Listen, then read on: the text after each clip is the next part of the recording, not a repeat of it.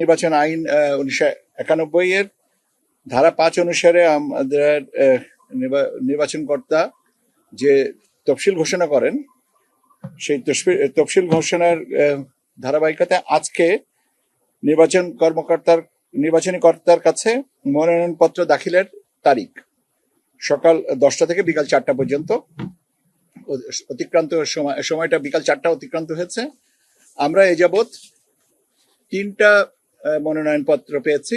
3টার ভিতরে একজনা ডক্টর অলি আহমেদ বীর বিক্রম, ওনার মনোনয়নপত্র পেয়েছে 2টা, আর মির্জা ফখরুল ইসলাম আলমগীর ওনার মনোনয়নপত্র পেয়েছে 1টা।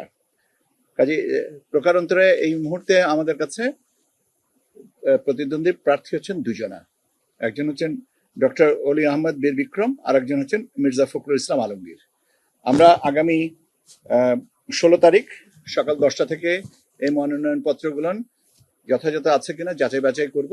এই যাচাই বাছাই আমাদেরকে সহযোগিতা করার জন্য জাতীয় সংসদ সচিবালয় থেকে ওনাদের একজন কর্মকর্তা আসবেন ওনাদের সিগনেচারগুলো ভেরিফিকেশন করার জন্য। তো এই পর্যন্ত। এখন আপনারা 16 তারিখ আবার আমি মনোনয়নপত্র যাচাইয়ের পথে বৈধতার বিষয়টা তখন জানিয়ে দেব। আমাদের প্রশ্নটা হচ্ছে যে 2টা পেয়েছি, যাচাই বাছাইয়ের পরে আমরা যেটা আইন অনুযায়ী যেটা প্রথমটাই যদি বৈধ হয়ে যায় দ্বিতীয়টার বাছাই করার দরকার নেই।